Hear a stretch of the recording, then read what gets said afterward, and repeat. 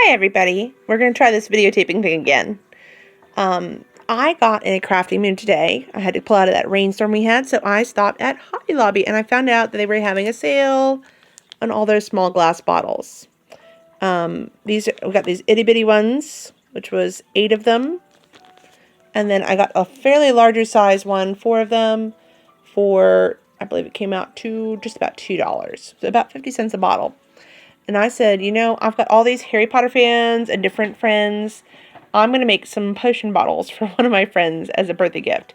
Shh, don't tell her. So I won't tell you who it is.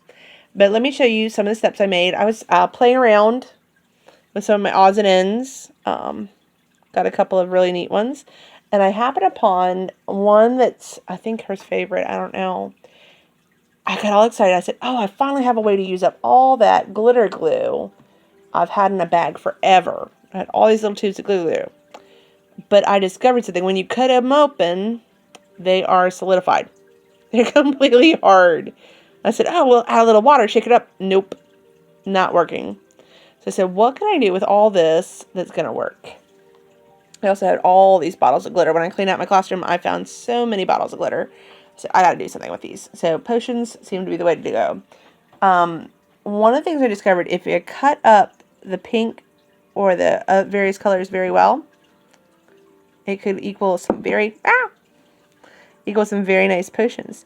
And my favorite that needs to look kind of jelly-like anyway is a little one called Gillyweed. I don't know how well you can see it in this line of lighting, but yeah, you're just with my little lamp. But the Gillyweed looks pretty neat. So let's show you how to do it. I took the inside here, I chopped it up with my scissors in just long, kind of random strips, pretty thin. Pretty long, thin ones. I used an X-Acto knife for some of them. And I started feeding them into the bottle. Start feeding them into the bottle until you get about seaweed-like consistency. Now, if you live by the ocean and you're allowed to gather it up, you can gather up a little bit of actual seaweed. But try to leave nothing but footprints, take nothing but memories. You know, conserve what actually belongs there for the animals that actually needs it. So this is a pretty good substitute. Again, these are toxic chemicals.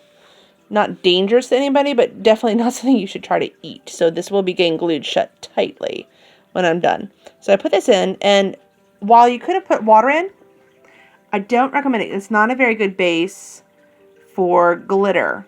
I found out one of the very good ways to solidify it or simply support it would be glitter glue, but that's a little pricey for me. So instead, I came upon something, please forgive me, I am using some of this. I'm using a little bit of hand sanitizer or hair gel works very well. So I use this bottle. Please believe me, there is hair gel around my house all over the place. Apply gel. And I'm only going to fill it about halfway right now. My fun is when you get to pull this out at a party. Another way for that weeds, you can use various household bits of plants that are laying around. So then I'm going to start applying some of my glitter, the ultrafine crystals. I'm going to apply a little bit of aquamarine because I want that little water effect. It's completely up to your amount, but start with smaller amounts versus larger amounts. So if you start with really huge amounts, it's going to be a nightmare, and you're going to have to split this into a much larger bottle. Put in some solid green, and I like to add in some pale green, especially for the shimmer effect it gets.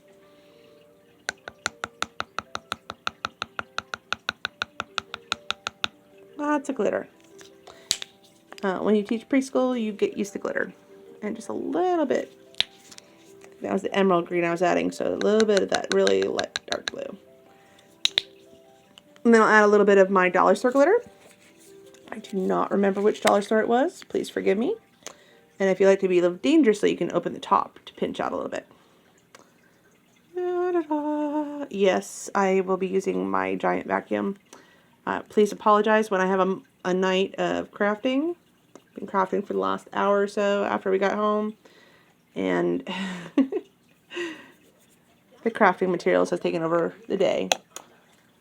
So it gets quite big. Alright, we've got glitter, okay, and the gel, and the solution. Shake! And it looks quite dark there, but it's going to start settling in a minute. Got all of that in. You can add a couple other things. You can add plant matter. I'm going to add a little bit of green tea powder. It's very, very plant-like. And you see how that, I don't know if you can see it with that resolution. That glitter just started settling a bit. There you go.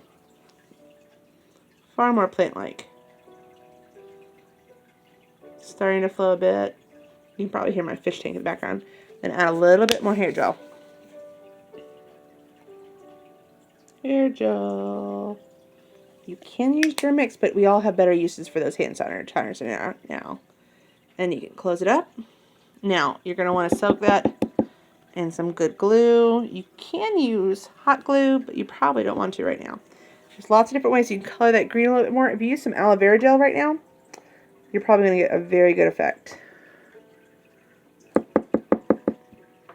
I also added a little bit of polystyrate silica gel in here in my last one. Let's pull that one out. Made it a little bit more cloudy. So if you're wanting a more clear appearance, you probably don't want to add that silicate. You might know it as silica gel would be the stuff that comes in your shoe box or various packages you get. Not for eating, but it does help absorb water and make things a little bit thicker. See how that's a little bit cloudy there? I use the version that's called Fake Snow.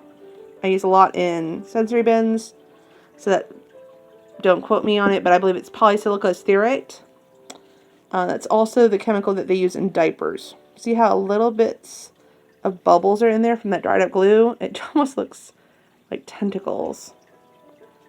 And I love it. I'm going to get out some of my pearl beads, add a pearl bead or two, add a little bit of twine or different plant matter string, and drape off a label. I might sell all these on Etsy. I don't know. We'll see how good I can get at them. But in the meantime, I think that is a perfectly passable potion.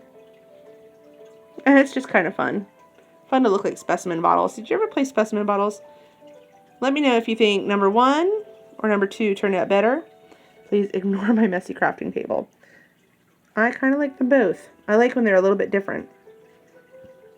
And as always, shake up your glitter just a little bit. It kind of settles in the bottom. Kind of like number 2 where we didn't add any more glitter after filling it up. Oh, my poor camera is trying to focus. Alright guys, that's what we got right now, is how to make a simple potion. Make something goopy, make something solid, something shiny, shimmery, usually glitter. And there you go. Seal it up in a pretty bottle. I will show you probably next time. I'll use some more of my recycled bottles. I just cleared out that shelf of recycled bits to try and make more room for actual purposeful bits rather than recycling. So we will keep continuing. And I'll post some pictures. Let me know if you think original or redo turned out better. Alright guys, bye!